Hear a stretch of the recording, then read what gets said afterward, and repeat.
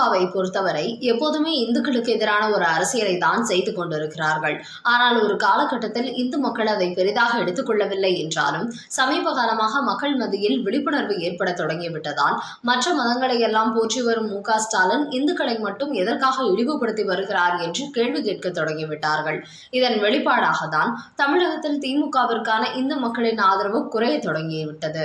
அதனால்தான் கடந்த சட்டசபை தேர்தலில் கூட அதிகப்படியான தொகுதிகளில் திமுக வெற்றி பெற்ற போதும் 500,000 வாக்குகள் வித்தியாசத்தில் தான் பெரும்பாலான தொகுதிகளில் வெற்றி பெற்றார்கள். அந்த வகையில் அதிமுகவை விட 1,80,000 வாக்குகளே அதிகமாக பெற்றிருக்கிறார்கள். இதை சமீபத்தில் ஒரு பேட்டியில் எடப்பாடி பழனிசாமி கூறியிருந்தார். அந்த வகையில் 10 வருடங்களுக்கு பிறகு குறைவான வாக்கு வித்தியாசத்திலேயே திமுக வெற்றி பெற்று இருப்பதற்கு இந்துக்கள் அந்த கட்சியை புறக்கணித்து தொடங்கிவிட்டார்கள் என்பதை தான் வெளிப்படுத்துகிறது. அதனால்தான் திமுக ஒரு இந்து விரோத கட்சி என்று கட்டமைக்கப்பட்டுள்ள பிம்பத்தை உடைக்க வேண்டும் என்று மு.க.ஸ்டாலின் சில வேலைகளை செய்து கொண்டிருக்கிறார். குறிப்பாக இந்து கோவில்களை புனரமைப்பது, கோயில் நிலங்களை மீட்பது, ஆலயங்களில் 3 வேளையும் அன்னதானம் வழங்குவது என இந்து சமய அறநிலைத்துறையை அதிரடியாக செயல்படுத்தி வருகிறார். அதே சமயம் அனைத்து சாதியினரும் அர்ச்சகராகலாம் என்று கூறி வரும் ஸ்டாலின் கோவில் நகைகளை உருக்கி தங்க கட்டிகளாக மாற்றுதல் போன்ற செயல்பாடுகளிலும் ஈடுபட போவதாக கூறி வருகிறார். ஆனால் இதற்கு மிகப்பெரிய அளவில் எதிர்ப்பு கிளம்பி இருக்கிறது. அந்த வகையில் திமுகவை எப்போதுமே கடுமையாக விமர்சிக்கும் பாஜகவின் ராஜா மு.க.ஸ்டாலின் முதலமைச்சராக பதவியேற்று 100 நாட்களுக்கு திமுக அரசை விமர்சிக்க மாட்டேன் என்று கூறியிருந்தார். இந்த நிலையில் தற்போது 4 மாதங்கள் ஆகிவிட்ட நிலையில் திமுக மீதான விமர்சனங்களை அள்ளிவிட்டு வருகிறார். இப்படியான நிலையில் தனது பிறந்த நாளையொட்டி ட்விட்டரில் நெட்டிசன்களுடன் உரையாடினார் ராஜா. அப்போது அவர் பேசிய சில அதிரடியான கருத்துக்கள் சோசியல் மீடியாவில் வெளியாகியுள்ளது. அதில் திமுக ஆட்சி குறித்து கடுமையான விமர்சனம் செய்துள்ள ராஜா மறைந்த முன்னாள் முதலமைச்சர் கருணாநிதியை விட மு.க.ஸ்டாலின் ரொம்ப ஆபத்தானவர் என்று கூறியுள்ளார். அதனால் ஆண்டுக்கு 100க்கும் மேற்பட்ட கூட்டங்களை நடத்த வேண்டிய அவசியம் ஏற்பட்டுள்ளது.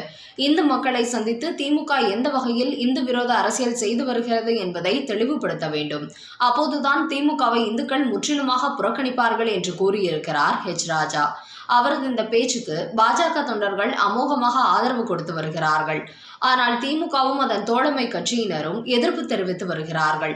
அதோடு ராஜா போன்றவர்களுக்கு மு.க.ஸ்டாலின் மிகவும் ஆபத்தானவர் தான் என்றும் திமுகவின் உடன்பிறப்புகள் சோசியல் மீடியாவில் அவருக்கு எதிராக கருத்து பதிவிட்டு வருகிறார்கள். ஆனால் பாஜகவினரோ மு.க.ஸ்டாலின் எப்போதுமே ஒட்டுமொத்த இந்துக்களுக்கும் ஆபத்தானவர் தான் என்று அதற்கு பதிலடி கொடுத்து வருகிறார்கள். அந்த வகையில் 4 மாதங்களுக்கு பிறகு திமுக ஆட்சியை விமர்சிக்க தொடங்கியுள்ள ராஜா தான் மீடியாக்களை சந்திக்கும் ஒவ்வொரு முறையும் திமுகவையும் அந்த கட்சியின் உடன்பிறப்புகளையும் தெருக்குவிடும் அளவுக்கு அதிரடியாக பேசி வருகிறார். அந்த வகையில் தற்போது எதிர்க்கட்சியான அதிமுகவை விட பாஜகவை சேர்ந்த அண்ணாமலையும் ராஜாவும் தான் திமுகவுக்கு கடுமையான கண்டனங்களை தெரிவித்துக் கொண்டிருக்கிறார்கள். இது ஒரு புறம் இருக்க, ஜிஎஸ்டி என்றால் என்னவென்றே தெரியாமல் தமிழக எம்பிக்கள் பேசிக் கொண்டிருக்கிறார்கள். ஜிஎஸ்டி குறித்து குறைந்தபட்ச அறிவு கூட இல்லாமல் ஏதேதோ பேசிக் கொண்டிருக்கிறார்கள் என்று தமிழக பாஜக தலைவர் அண்ணாமலை ஒரு கடுமையான குற்றச்சாட்டை வைத்திருக்கிறார். அது குறித்து அவர் கூறும்போது, கோயில் நகைகளை உருக்குவது, வார இறுதியில் கோயில்களை மூடுவது போன்று திமுக அரசு எடுக்கும் முடிவுகளை பொதுமக்கள் கேள்வி கேட்கிறார்கள். மேலும் ஜிஎஸ்டி என்றால் என்னவென்று தெரியாமல் தமிழக எம்பிக்கள் பேசிக் கொண்டிருக்கிறார்கள் என்று அது குறித்து தப்பாக பேசிய விசிக எம்பி திருமாவளவனை மறைமுகமாக போட்டு தாக்கியிருக்கிறார் அண்ணாமலை. இப்படி திருமாவளவன் மட்டுமின்றி திமுகவை சேர்ந்த பலருக்கு ஜிஎஸ்டி குறித்த போதுமான புரிதலே கிடையாது. அதன் காரணமாகவே எதற்காக எதிர்ப்பு தெரிவிக்கிறோம் என்பதே தெரியாமல் திமுக எதிர்க்கிறது, அதற்காக நாங்களும் எதிர்க்கிறோம் என்பது போலவே அவர்கள் பேசிக் கொண்டு வருகிறார்கள். இப்படி அவர் பேட்டிகளில் உளறுவதை வைத்தே கண்டறிந்துவிட்ட அண்ணாமலையிடம் தொல் திருமாவளவன் வசமாக சிக்கியிருக்கிறார். அதுவும் இந்த தொல் திருமாவளவனை பொறுத்தவரை தனக்கு தெரியாத விஷயம் எதுவுமே இல்லை என்பது போல்தான் பேசுவார். எந்த விஷயமும் தனக்கு தெரியாது என்பதை அவர் காட்டிக்கொள்ளவே மாட்டார். இந்த ஜிஎஸ்டி விவகாரத்தில் அவர் வெளியிட்ட தகவல்கள் அவருக்கு ஜிஎஸ்டி குறித்த எந்த விவரமும் இல்லை என்பதை கண்டுபிடித்து விட்டார் அண்ணாமலை. அதனால்தான் திமுகவும் திமுக கூட்டணி கட்சியின் தலைவர்களுக்கும் ஜிஎஸ்டி குறித்த புரிதலே இல்லை, அது குறித்து அவர்களுக்கு சுத்தமாக தெரியவில்லை என்று வெளிப்படையாக தெரிவித்திருக்கிறார். அதோடு வரலாற்று எப்படியெல்லாம் திரிக்கப்படுகிறது என்பதை அனைவரும் படித்து தெரிந்து கொள்ள வேண்டும். கல்வி அறிவு மட்டும் யாராலும் அளிக்க முடியாது. இதற்கு முதலில் படிக்க வேண்டும், இந்திய வரலாற்றை படிக்க வேண்டும். எதிர்க்கட்சியாக திமுக இருந்தபோது பொய் பிரச்சாரத்தை மக்கள் நம்பும்படி செய்துவிட்டார்கள். ஆனால் இனி அது எடுபடாது. பொய்யை தவிர வேறு எதையுமே இவர்கள் பேசுவது இல்லை என்று சபதம் எடுத்திருக்கிறார்கள் போலும். ஆனபோதும் தொடர்ந்து இப்படி பொய் மட்டுமே இவர்கள் பேசிக் கொண்டிருப்பதை மக்கள் ஏற்றுக்கொள்ள மாட்டார்கள். காரணம், சட்டமன்ற தேர்தலுக்கு முன்பு தமிழக மக்களிடம் ஏராளமான வாக்குறுதிகளை வாரி வழங்கிய மு.க.ஸ்டாலின் இப்போது ஒரு வாக்குறுதியை கூட நிறைவேற்றவில்லை. மக்களுக்கு தேவையே இல்லாத சில வாக்குறுதிகளை நிறைவேற்றிவிட்டு தங்கள் கொடுத்த வாக்கை நிறைவேற்றி விட்டது போன்று பேசிக் கொண்டு வருகிறார்கள். ஆனால் மக்கள் எதிர்பார்த்த நீட் தேர்வு ரத்து, கேஸ் சிலிண்டர் மானியம், மகளிருக்கு மாதம் 1000 ரூபாய் உரிமை தொகை, அனைத்து வங்கிகளிலும் உள்ள நகைகளுக்கு தள்ளுபடி என்பது போன்ற விஷயங்களை தான் மக்கள் அதிகமாக எதிர்பார்த்தார்கள். ஆனால் இவர்கள் அவற்றையெல்லாம் மறந்துவிட்டு மக்கள் எதிர்பார்க்காத சில விஷயங்களை தாங்களாகவே தள்ளுபடி செய்துவிட்டு 202 வாக்குறுதிகளை நிறைவேற்றி விட்டோம் என்பது போன்று ஒரு பொய்யான பரப்புரை செய்து கொண்டு வருகிறார்கள். இப்படி வாயை திறந்தாலே பொய்யை தவிர வேறு எதுவும் பேசுவதில்லை என்று திமுகவும் அதன் கூட்டணி கட்சியினரும் தொடர்ந்து பேசிக் கொண்டு வருவதால் அதை கேட்டு கேட்டு தமிழக மக்கள் வெறுத்து விட்டார்கள்.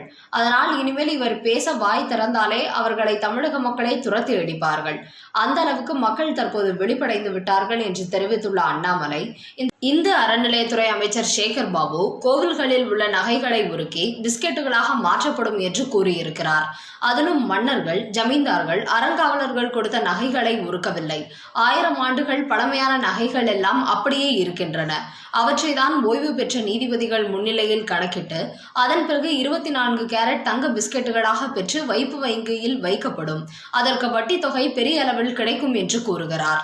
இதற்கெல்லாம் மேலாக இதில் சிறு துளி அளவு கூட தவறு நடக்காது என்றும் ஐயப்பன் மீது அவர் சத்தியம் செய்கிறார். என்றாலும் எங்களுக்கு இவர்கள் மீது துளியும் நம்பிக்கை கிடையாது. அதனால் இப்படி கோவில் நகைகளை ஒருக்கும் பணியில் ஈடுபடுபவர்கள் அவற்றை முழுவதும் வீடியோவாக எடுத்து வெளியிட வேண்டும். இவர்களை பொறுத்தவரை பொய்யை தவிர எதையுமே பேச மாட்டார்கள். அதனால் இவர் சொல்வதை உண்மை என்று எங்களால் நம்ப முடியாது. இவர்களின் வார்த்தை என்பது தேர்தல் வாக்குறுதிகளை மாதிரிதான் இருக்கும். அதை நம்ப நாங்கள் தயாராக இல்லை என்றும், கோவில் நகைகளை தங்க பிஸ்கட்டுகளாக மாற்றப் போவதாக கூறி வரும் திமுக அரசு அதை வீடியோவாக காண்பிக்க வேண்டும் என்று ஒரு கோரிக்கை வைத்திருக்கிறார் அண்ணாமலை. இந்த செய்தியை பற்றிய உங்களது கருத்துக்களை கமெண்ட் பண்ணுங்க. செய்திகள் பிடிச்சிருந்தா லைக் பண்ணுங்க, ஷேர் பண்ணுங்க. அப்படியே நம்ம சேனலை மறக்காம சப்ஸ்கிரைப் பண்ணுங்க. தேங்க்யூ.